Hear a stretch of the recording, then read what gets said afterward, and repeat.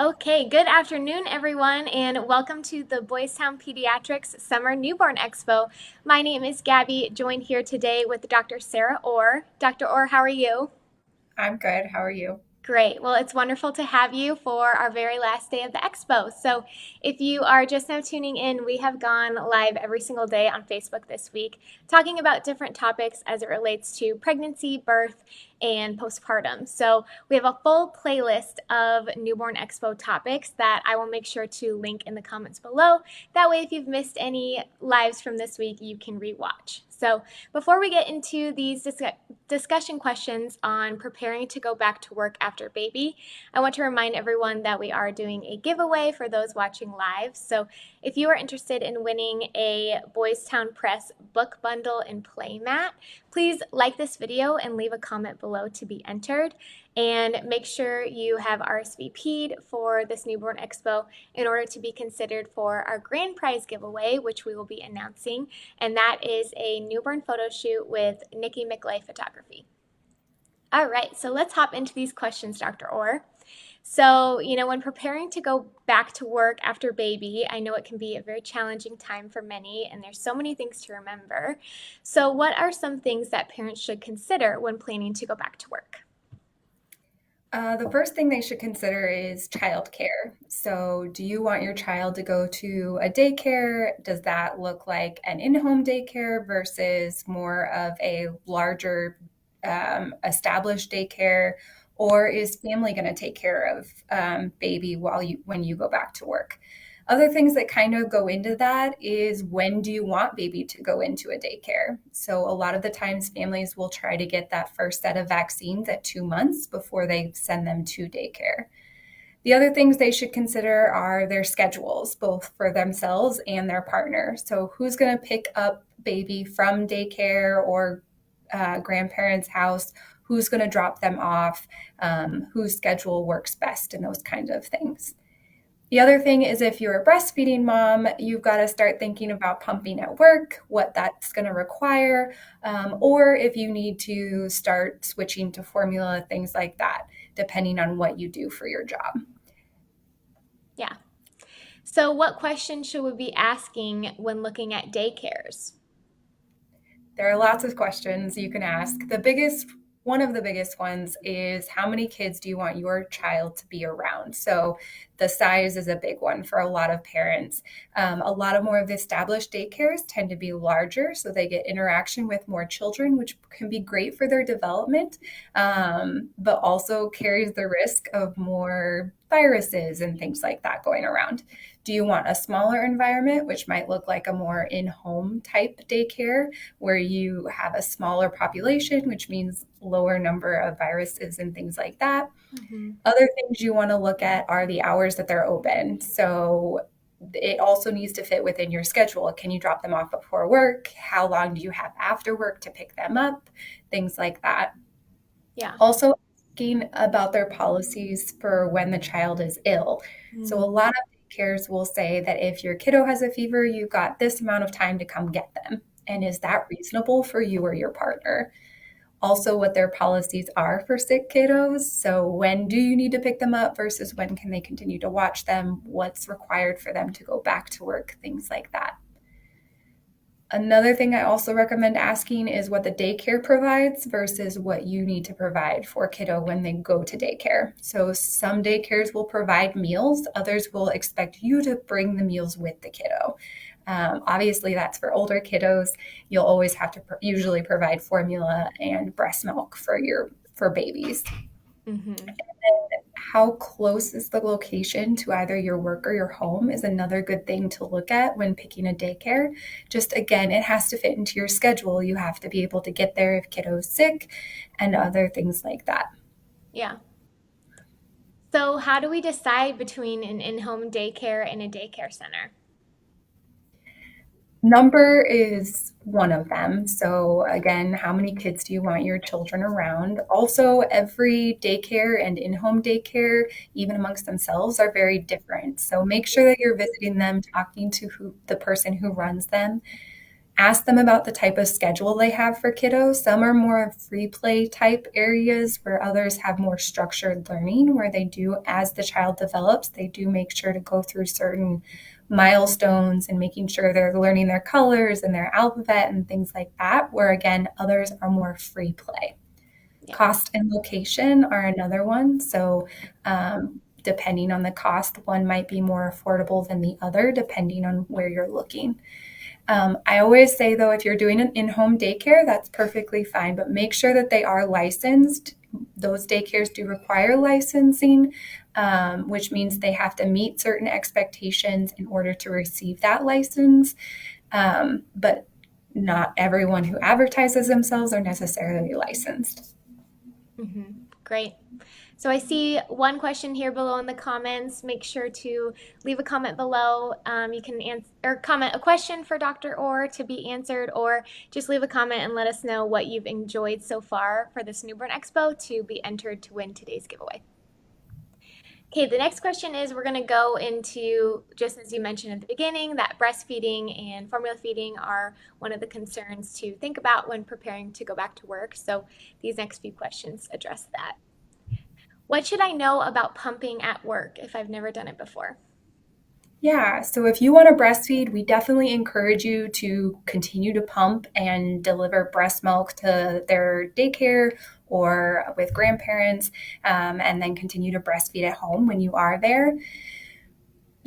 Breastfeeding laws depend on the state. Yeah. So in Nebraska, there's the Nebraska Fair Employment Practice Act, as well as the Nebraska Pregnant Workers Fairness Act, which states that any job with 15 or more employers are required to provide break time and a private space for you to pump in.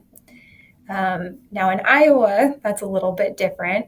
So they do not have a specific law to Iowa governing pumping or those type of requirements for moms who are pumping. They do have the Fair Labor Standards Act, which applies to companies with 50 more employees, and more or less says the same thing, that they should supply the mother with a room to pump in, as well as breaks in order to do that. Definitely talk to your employer, though. Most jobs at this point do usually provide time and a room for you to pump in. So understand what their expectations are of you when you go back to work in order with pumping. Also talk to your colleagues too, and see how supportive they are for it too, because they'll have to cover you while you go and pump, those types of things. Also, look at where the room is. So make sure you know where you're going to pump before you start back at work. Make sure that it's a suitable area for you as well. Also, try to create a schedule in your work schedule. So take times, kind of block those out so you know exactly when you should be pumping throughout the day. The more often you're pumping, the more scheduled you are with it. That'll keep your milk supply up as well. And then know where you're going to store the milk you pump as well. Yeah, perfect. Thank you for mentioning those workplace legal requirements, because I think a lot of people watching might not know. So that's definitely something great to look into ahead of time before you go back. Yes, absolutely. So if the mother's room is closed or being used, what tips do you have for setting up to pump elsewhere? Or even beyond this, if you're in a public place and can't find a place to go, that would be good to know.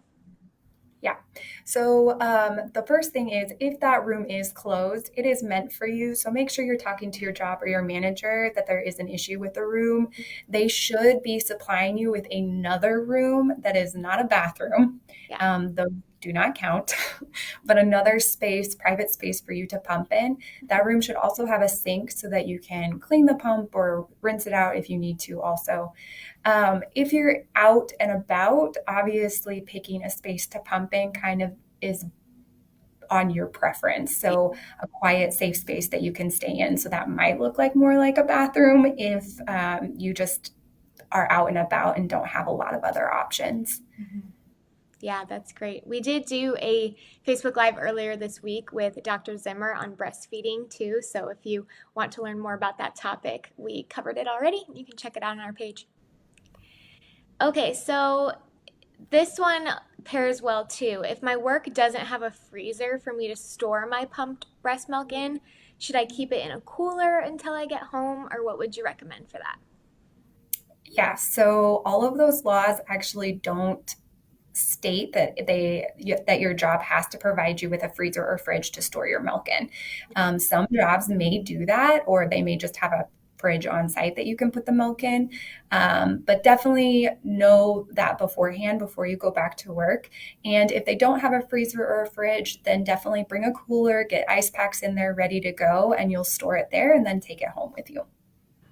Awesome. What are some necessities to pack for when they are first starting daycare? I have, we mentioned breast milk or formula, diapers, pacifier, blankets. Just want to make sure I'm not forgetting anything. Yeah, so wipes are another big one, especially if your kid has sensitive skin. You want to make sure that they're using the right wipes. And daycare should use what you supply. So if your kiddo does have sensitive skin and breaks out with different diapers or wipes, they should only be using the ones you supply to them. Mhm. Pacifiers are a great thing, especially because they're a comfort to kiddos. Any blankets or toys that they tend to sleep with or that are a comfort to them that they like to carry around, I would say go ahead and take that to daycare also. Just make sure that you wash it periodically. An extra change of clothes is definitely important. In fact, you might want to throw 2 extra changes of clothes in there just to be on the safe side. And then, depending on the weather, it kind of changes things also. So, during the summer, they might have water play depending on your child's age. So, make sure they have some swim clothes in there or a towel, sunscreen, that type of thing. Also, during winter, jackets, boots, mittens, gloves, those types of things as well. And then another really big thing, especially for a pediatrician, is any medications that your child needs. Definitely make sure that daycare has those either in the diaper bag or that you drop them off with the daycare so that they stay there with the child. You mentioned wipes. Is there a certain brand or type of wipe that you would recommend? Not a certain brand. I lean towards the pure water wipes just because they don't have a fragrance or a dye in them and they're fewer chemicals. And honestly, that's all you need. You just need to wipe down baby. So I find those to be the least irritating to most children. Awesome. Do you have any tips with feeling sad being away from baby when I'm back at work? So don't let daycare be the first time that you're away from baby. Have some trial runs before you start daycare.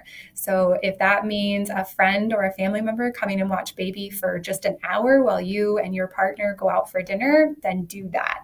And if you need to start out even slower than that, that's perfectly okay. 30 minutes, then an hour, kind of extend it out. But definitely don't let daycare be that very first time that you have to drop baby off just because it's such a long day. Also, if you can, or if your job allows it, maybe start off slow into that work week. So don't do a full day that first day. Maybe do a half day for the first few days and then extend yourself out once you're feeling more comfortable. Also, most daycares at this point, both in home and the larger institutional daycares will send pictures, updates. They have their own apps, things like that as well. So you can text, ask questions about babies, let them know that this is your first time being away from baby and you'd appreciate extra communication, that kind of stuff. And if your lunch break and the location of the daycare allows it, go ahead and see baby at lunch too. There are lots of different things, and don't feel like you have to go cold turkey and can't see baby all day or anything like that. Yeah, ease yourself in. I like that. Cool. Well, we have just a couple more questions for Dr. Orr. So if you are watching live and you have a question for her, now would be the time to leave it in the comments and make sure you like this video. So what should I do, Dr. Orr, if my baby gets sick at daycare? Perfect. Yes. So I always say talk about this question before it happens. So make sure you and your partner have some type of plan, at least as to who is going to go pick up child. So depending on each of your jobs, which one's a little more flexible with their time and things like that, who can afford to go get baby and bring them home. The other thing is, where's baby going to go? So are they going to stay with that parent for the rest of the day, or are they going to stay with a grandparent or family member if they're sick? Things like that. So just have a plan before the day they get sick and daycare calls you.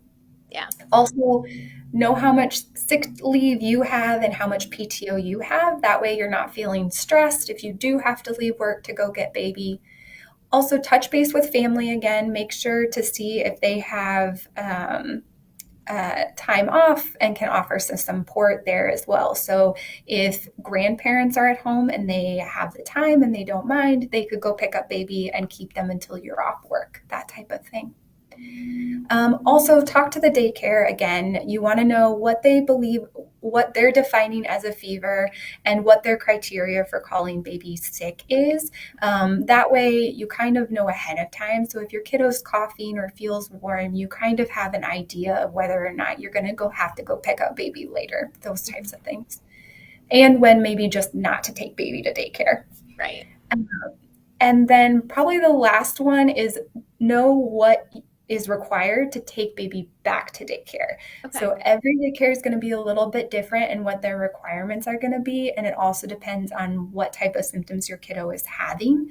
But you definitely want to make sure that you know what is required in order to bring the kiddo back safe. Awesome. Okay, so we got one more question and then we'll hop into the questions in the comment section. What tips do you have for managing a morning schedule to make it less stressful? I'm having a hard time balancing getting myself ready for work, packing the older kids' lunches, taking them to school, getting baby ready for daycare, and taking them all. It's also early in the morning, so how can we make this a little more seamless? Mornings can definitely be chaotic, especially if you have more than one kiddo at home.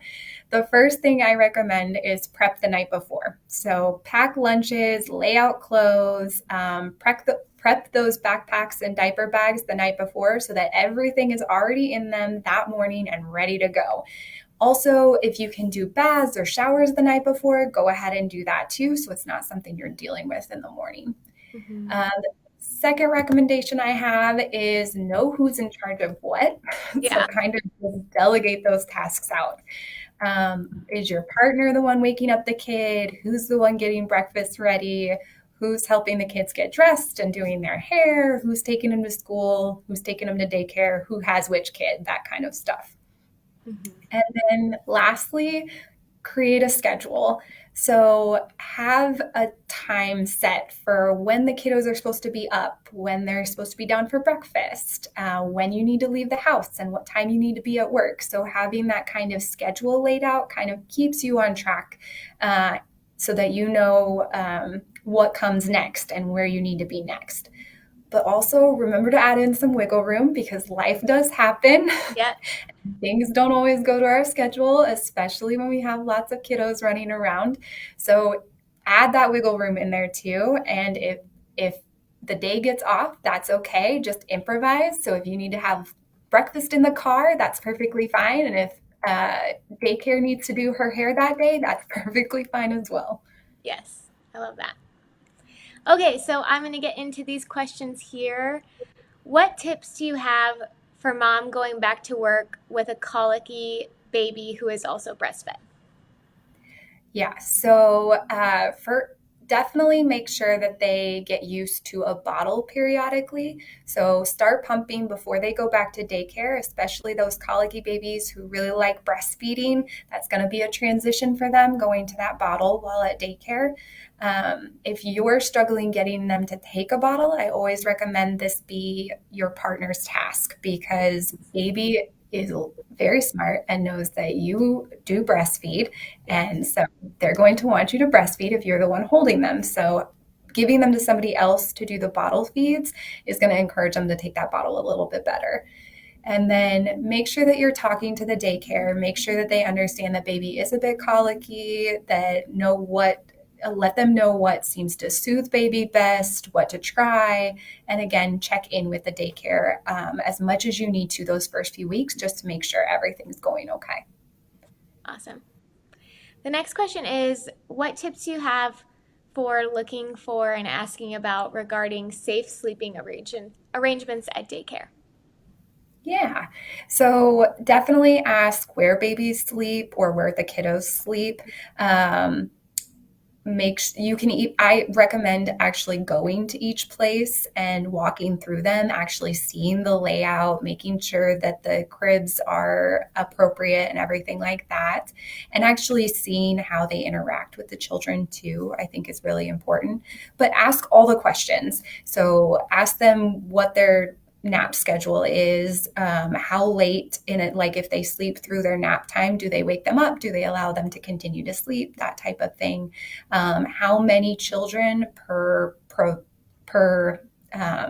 caretaker there is another important question. So it's hard for one caretaker to care for a lot of children at once, especially babies. So that kind of helps when we decrease that number. So if one caretaker has 3 babies, they can kind of watch and make sure that they're sleeping well. And then ask other questions, like making sure that they're making sure that baby is sleeping on their back, that there's nothing in the crib with them, things like that as well. Wonderful. Okay, and one more question, Dr. Orr, if people watching want to set up a meet and greet with you, where can they do that? And then what clinics do you serve in Omaha?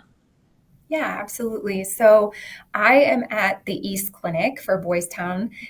We are located on about 30th and Cummings, and I love meet and greets. So I love meeting with parents and answering any questions they might have before baby comes.